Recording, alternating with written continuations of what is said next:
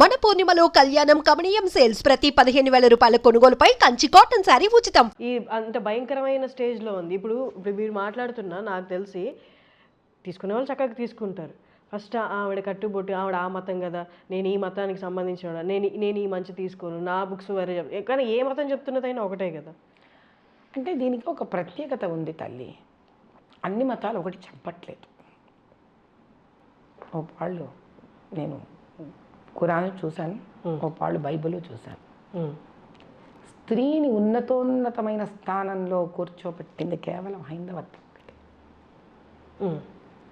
ఒక చిన్న విషయం చెప్తాను.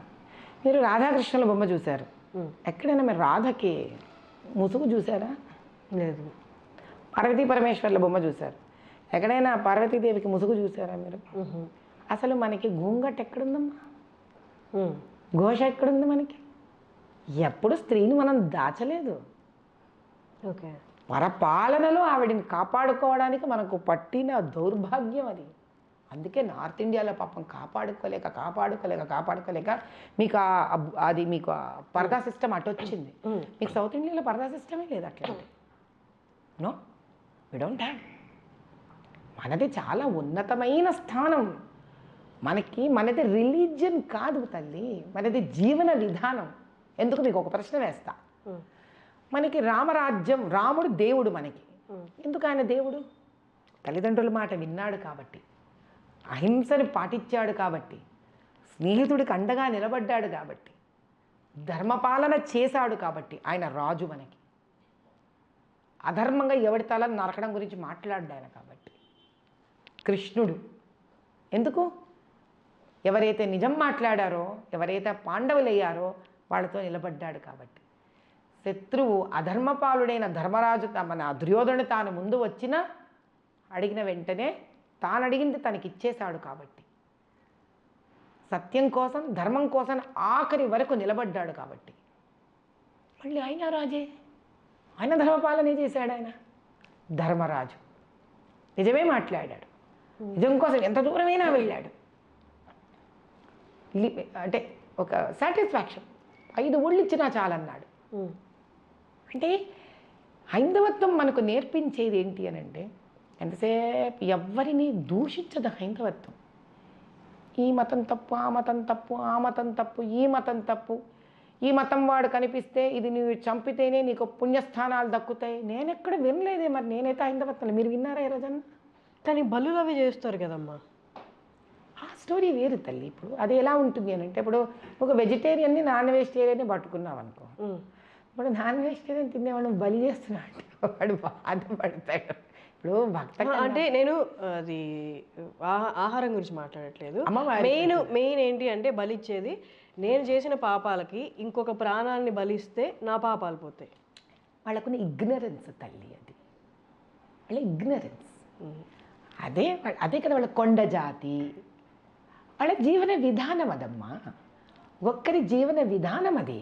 ఆ జీవన విధానానికి అదే నువ్వు ఆ కొండ జాతి వాళ్ళని తీసుకొచ్చి నువ్వు అద్భుతంగా నువ్వు చదువు ఇవన్నీ నేర్పించి, నువ్వు హైందవ ధర్మం ఏదో నేర్పించి వాళ్ళకి వేదోక్తంగా వాళ్ళకి తర్వాత మనము చాలా శాంతి రూపేణ చాలా పాటించేసాం. మనం ఏవి బలులు ఇవ్వకూడదు, జీవహింస చెయ్యకూడదు. అది ఇండ్యూస్ చేసిన తర్వాత he will not go back there. It is about how much he is exposed to the softer side and the non-violent side of Hinduism. అంతే కదా. ఇప్పుడు ఎవరికి ఎంత, ఇప్పుడు మనం ఉంటాం తల్లి సింపుల్గా. ఇప్పుడు ఆ రోడ్డు మీద జిలేబీలు అమ్ముతుంటాడు, దాని మీద ఈగలు ముసురుతాయి, నువ్వు కొనుక్కొని తినగలవా? ఇక్కడ చిన్న బీద పిల్లాడు ఉన్నాడు అనుకో, నువ్వు 10 రూపాయలు పరిగెత్తుకెళ్ళి అక్కడ కొనుక్కొని తింటాడు. దాన్ని మనం వేలెత్తి చూపించలేము దాన్ని మనం వాళ్ళకి అంటే ఇప్పుడు ఇంత పెద్ద ప్రపంచంలో మనం హైందవత్వంలో దాన్ని సంపూర్ణంగా నేర్చుకున్నవాడు ఎదిగిపోయి ఉంటాడు. కానీ ఒక మోస్తరు ఆలోచన విధానంలో వాడి మాట తీరు నెమ్మదిగా ఉంటుంది. అదే పాపం బస్తీలలో అక్కడ ఉన్నవాడు, వాడికి ప్రేమ చాలా ఉంటుంది కానీ వాడి మాట మొరటుగా ఉండదు.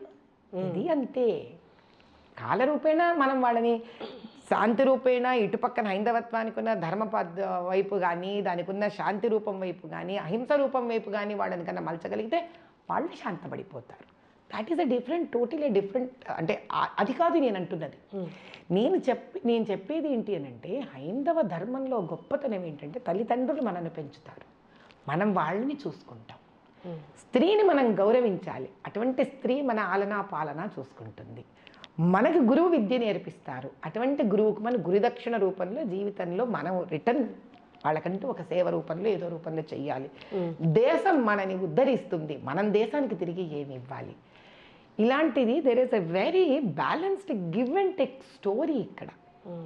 ఇది ఎందుకు డిస్టర్బ్ అయ్యింది అని అంటే, ఇంత సుభిక్షంగా స్టేబుల్ స్టోరీ ఉన్న భారతదేశాన్ని, బంగారు భారతదేశం, అదే కదా పాప నరేంద్ర మోదీ గారు తప్పన పడిపోతున్నారు మళ్ళీ తీసుకొని రావాలి అని. ఆయన కష్టపడేదంతా ఇదే. మనం ఏదో ఆయన హైందవత్వమో ఇవన్నీ వేరే వేరే ట్యాగ్స్ ఇవ్వడం, it is not a right thing.